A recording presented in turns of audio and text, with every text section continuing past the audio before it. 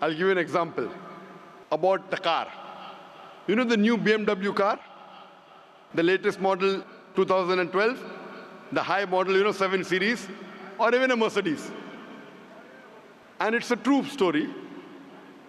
Once when I was traveling with my friend, he told his friend that, go and park my car. So when he went to the car, he said he could not find the ignition key. Ignition key. So he phoned my friend and asked him that, where is the ignition key hole?